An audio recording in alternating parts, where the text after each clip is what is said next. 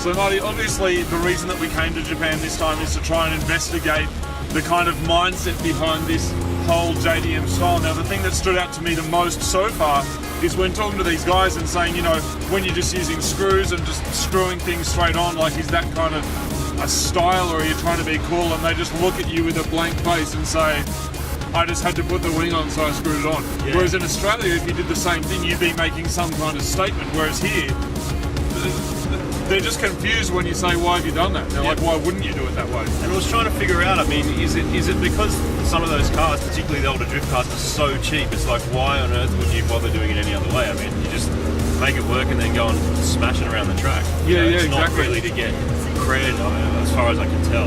Well, there's no comprehension to them that there's anything cool about it. When I said to them that there's this kind of culture around the world that people look at Japan and there's this fantasy about what it is to be like a driver in Japan or a drifter in Japan, but to them, these are just their local cars. It's just like doing a burnout in a Commodore to them, because there's none of that mystique that we've placed onto them. We've often wondered when we see these kind of crazy cars in Australia and then they've got little Hello Kitty things on them or weird toys. Yeah. And the kind of epiphany that I had yesterday meeting to a whole lot of these really hardcore drifters is that they actually just have a sense of humour. Like you think, why have you got a 400 kilowatt car and a Hello Kitty thing on it? They're actually just being funny. Yeah. You know? I never got that before. Yeah, they just think it's silly / cute / the girlfriend thinks it's funny. It's like, whatever, just throw it in your car.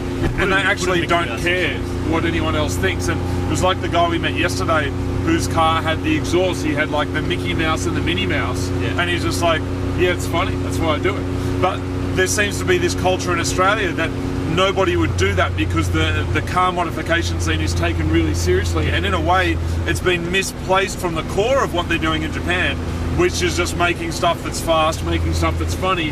Whereas in Australia, it's about making stuff that's fast, but there's also this attitude about it having to be really serious. That's right. It's like the statement here is completely your own. It's not, your statement is not being, I am now part of your scene because I did it a certain way. It's like, this is my car. Yeah, exactly. And I'll bring it, we'll meet, or I'll go drift it, which is more likely. Yeah. And I love that last night when we went to the Mighty Car Mods meet here, it was really representative of the kind of Mighty Car Mods meets we've had around the world. There's all these different kinds of cars, and it's not because everyone's welcome. It's not because of that philosophy. It's because everyone actually is welcome, because everyone is doing their own thing. Yeah. It's great. I love it. It's such a healthy culture here.